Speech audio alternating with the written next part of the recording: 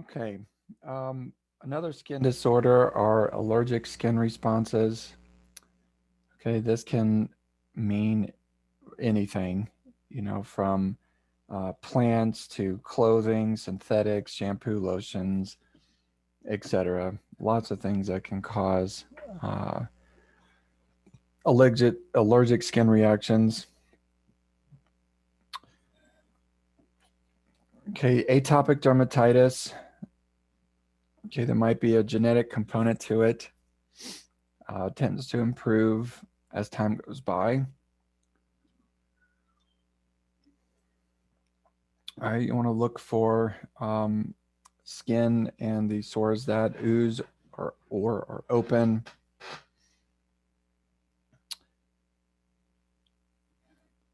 Okay, contact dermatitis. Okay, inflammation of the skin and allergic responses that come from contacting things, including poison ivy, poison oak.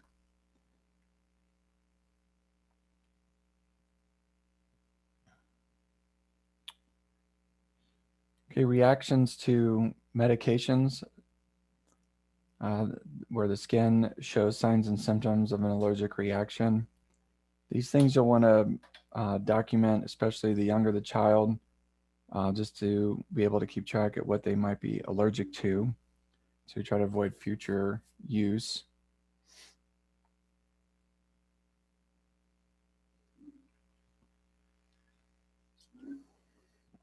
Okay, vasculitis. Um, so this is an inflammation when antigens and antibodies react in the skin blood vessels. Okay, so inflammation within the actual tubes, the blood vessels in the body. All right, scabies, okay, which come from a mite.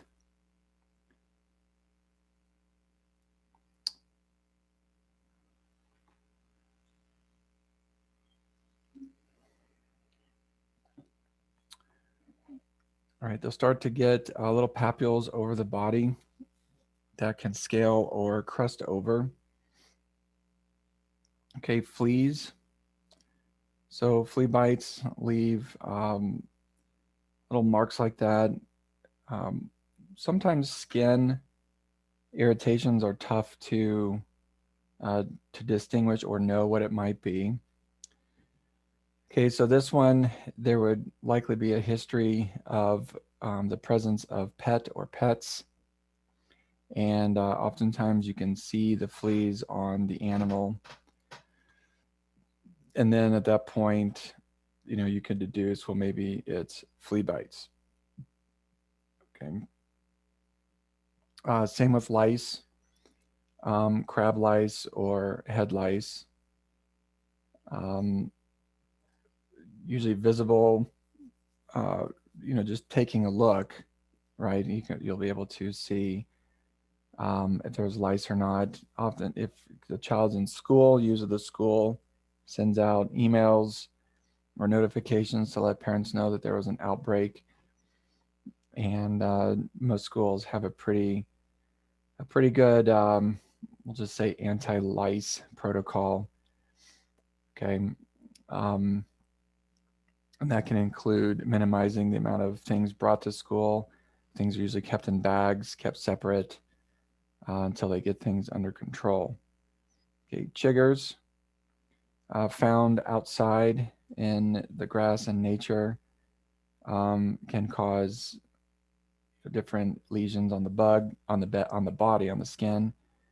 Okay, bed bugs, um, same. As far as once they bite, they can leave little raised marks on the skin. One thing about bed bug bites is they also can make you tired. Um, there's some new evidence that show that these particular bugs, when they bite into you, like their version of saliva also has components to it that can make you sleepy. Okay, so usually if you have eruptions of skin like that, especially after being in a bed, and then you're also followed by fatigue, it could be bed bug or think bed bugs.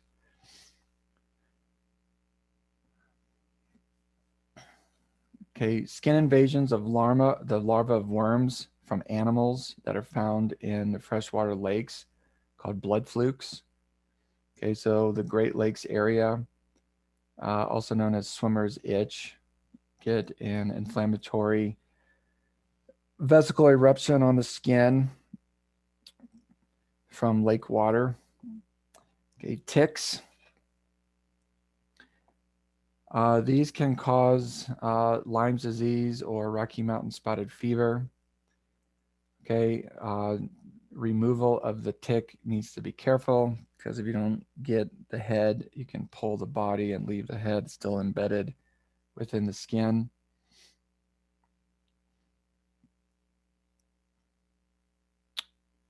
Okay, there's an example of what Rocky Mountain spotted fever would look like.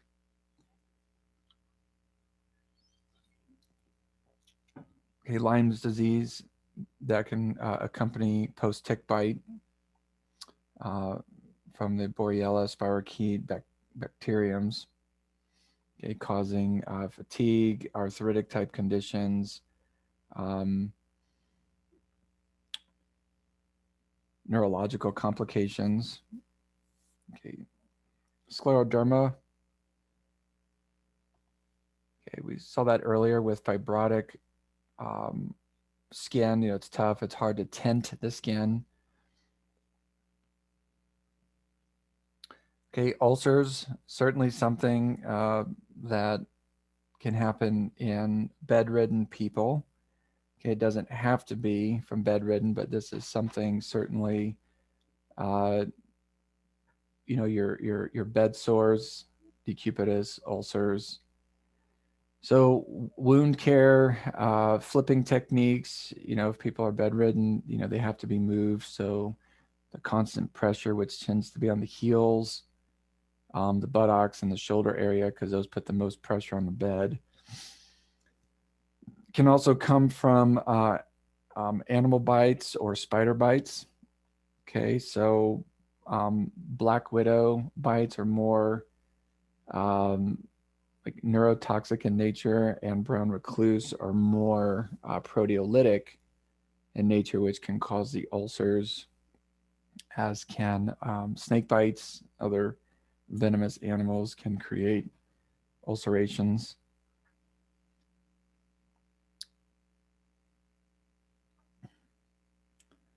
Okay, different skin tumors. Okay, squamous papillomas.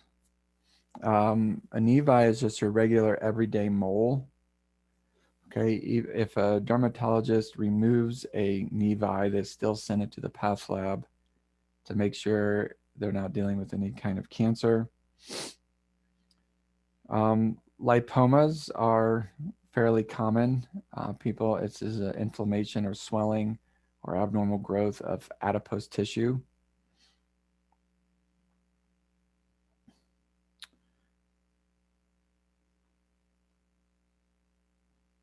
Okay, and here's some different skin discolorations. And this was what I was talking about earlier. When you see this kind of stuff, you want to bring it up. Sometimes they can't see the top of their head or the back of their neck or on the back side of their body very well. Most people, aren't really paying attention to that stuff. And, when you're doing an exam and you're palpating and I see these things, you just simply bring it up. Okay. And then if they can't see it, I'll take pictures and show them.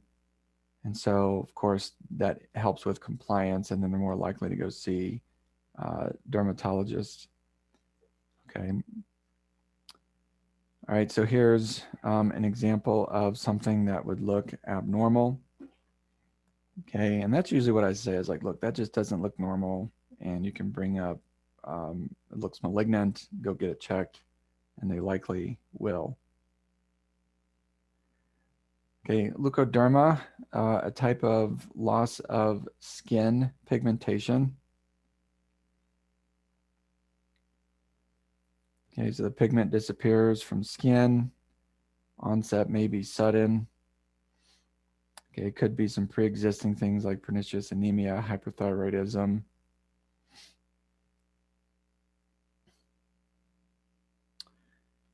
Albinism or albino, total absence of the melanin, which is the part of our skin that is the pigmentation to give us the skin color. So the more melanin you have, the darker the skin, the less melanin, the lighter the skin.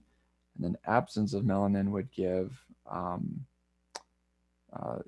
would be the albinism.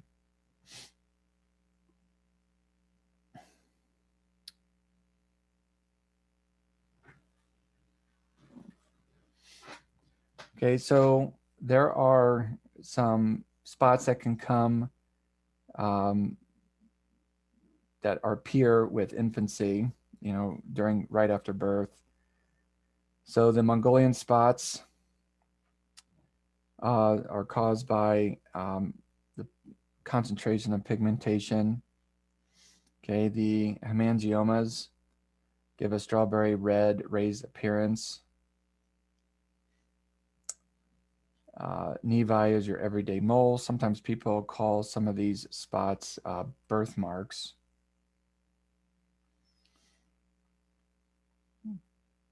Okay, there would be a Mongolian spot there. Okay, a hemangioma that can disappear over time. Okay, diaper rash. Okay, rubella, also known as the German measles, caused by the rubella virus. Okay, you get a macular rash that usually starts on the trunk, spreads to the arms and legs, accompanied by a fever.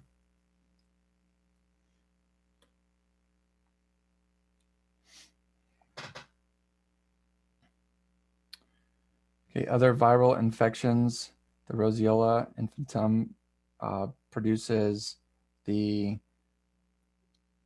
different rashes on the trunk and appendages with a pretty high fever that can start to get into denaturing your neural tissue.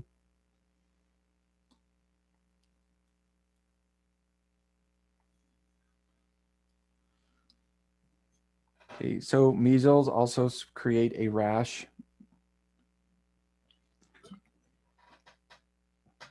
accompanied by a fever. Okay, they have the Koplik spot appearance. Chickenpox caused by herpes zoster virus, raised lesions on the body. Sometimes you'll hear these things called a pox party, where if a child does get a breakout of chickenpox, other parents want them around that child so they can get the more natural immunity against the chickenpox. So if you ever hear that, they do call them pox parties.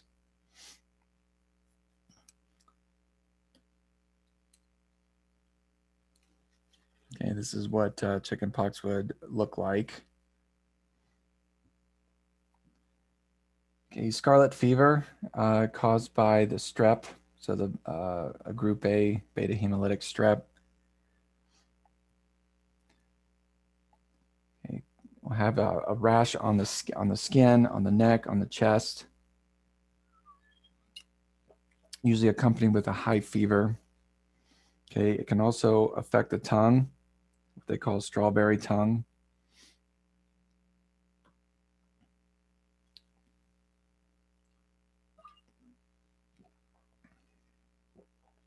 Okay, let's go over to chapter 54, burns.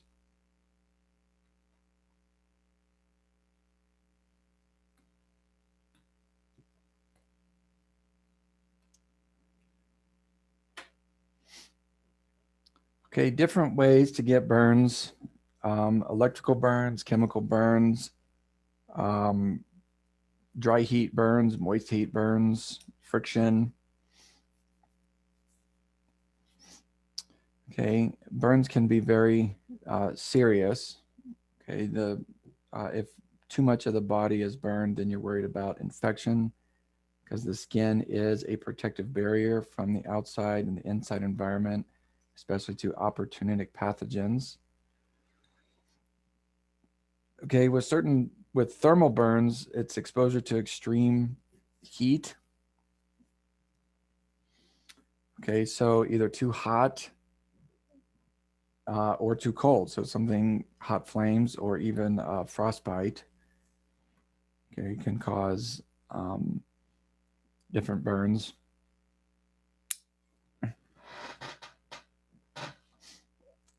Okay, residential fires, most common cause of fire deaths, from cigarettes to mishandling of really anything that has to do with fire in the house, cooking.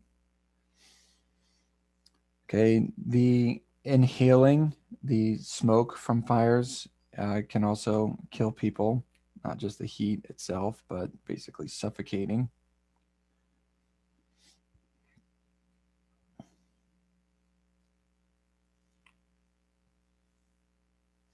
Okay, so the skin being the largest organ of the body, okay, not to be confused with liver, which is the largest internal organ. It's about 20% of your body weight. Okay, burns can be relatively superficial, or they can go very deep. Okay, burning through multiple layers of skin, from just the epidermis, then through the dermis, then into subcutaneous tissue. Can be bad enough to get through the fat layer and muscle layer.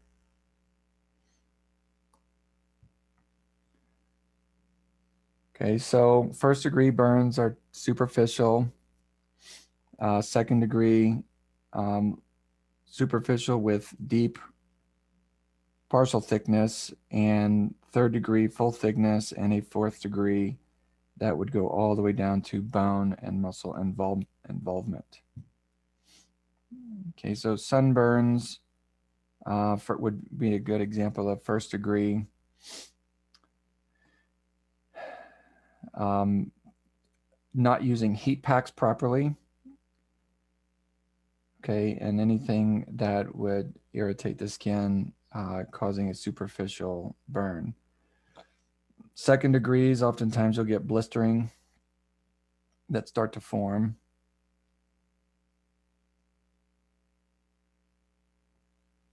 Okay, and then third degree, you get more charring and multiple layers of exposure with the full thickness burn. Okay, these would require skin grafts, would require infection control.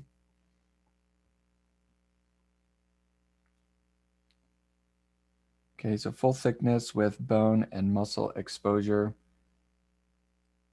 So fourth degree burn. Okay, the rule of nines. So on the front part of the body, you've got things broken down by percentages, and then you've got the back side. So if it was just the front of the arm here, that would be a 4.5% burn. If it was the front and back of the arm, that would be a 9% burn.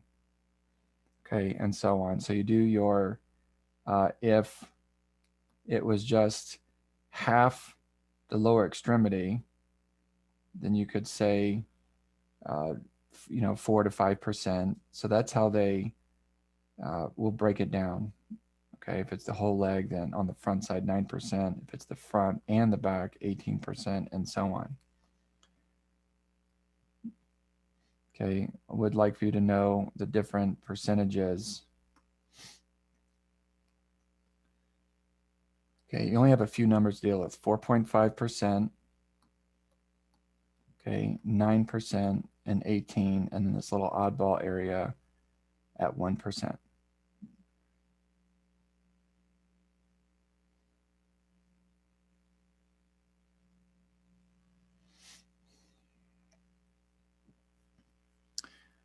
Okay, with your burn victims, you want to eliminate the source of the burn. So the classic stop, drop, and roll. Okay, covering with blankets or anything, coats to stop the flame, water, other fire retardants. Okay, if a person passes out on hot asphalt, and if it's safe to move them, move them. Okay, and what I mean is if you suspect, a neck, let's say a neck fracture, then you'd have to be careful moving them. But, the longer they stay on a super hot pavement, so just get them off the asphalt.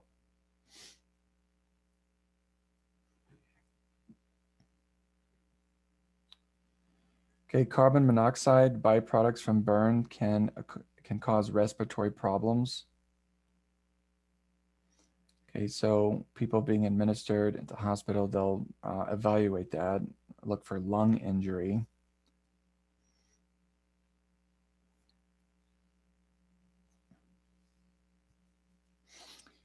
Okay, a byproduct can be edema.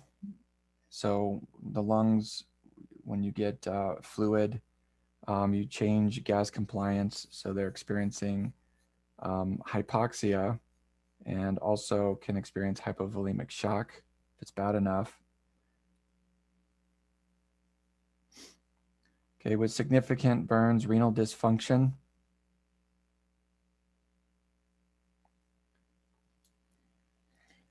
Okay, you're worried about dehydration because the skin also keeps fluid inside the body. Okay, so if they're losing a lot of fluid, then you're worried about changes in the volume inside, which can be hard on the kidneys.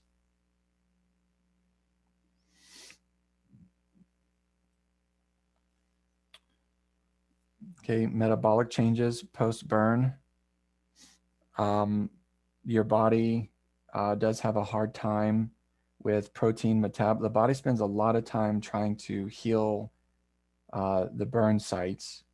So your own internal metabolism changes and protein will change. Things will leak out because the skin can't hold it in. So you're worried about metabolic changes inside. Ion changes, okay, your positive and negative charges. And those, sodium, potassium, calcium, all that's responsible for muscle contraction, heart function, and so on. So monitoring metabolic changes is important.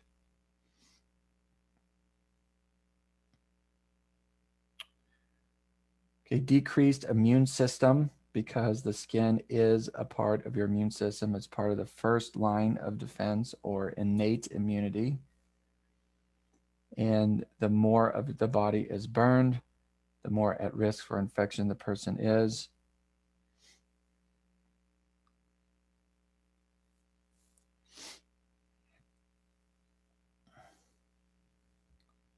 Okay, so nutritional support, wound management becomes important with burn victims.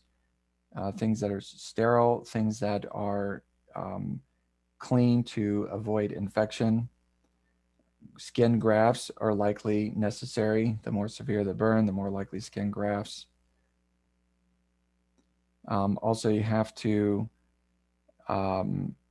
remove the old, dead, and dying skin, okay, which can be quite painful for the person. So debridement of the necrotic tissue.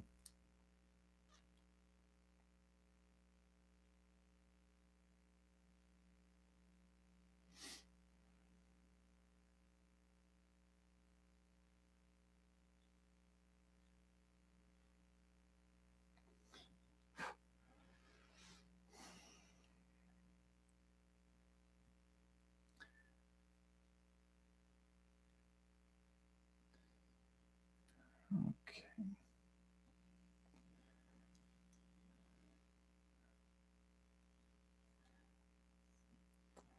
Okay, so high voltage is once you get to 1,000 volts or greater. Okay, oftentimes you just simply ask where did this take place? okay, a regular household socket, or other more advanced electrical like factories. Okay, lightning strikes can carry more than 100 million volts.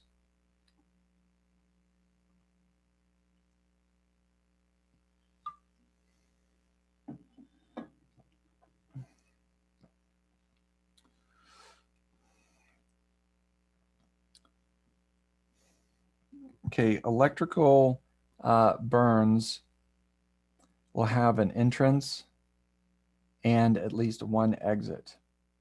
Okay, so if you're suspecting electrical burn, you want to do a full body evaluation to look for an entry and exit wound site. Okay, it can also damage some visceral components.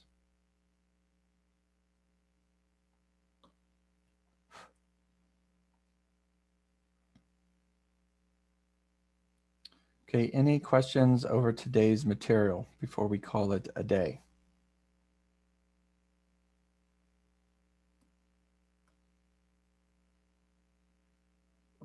I don't really have a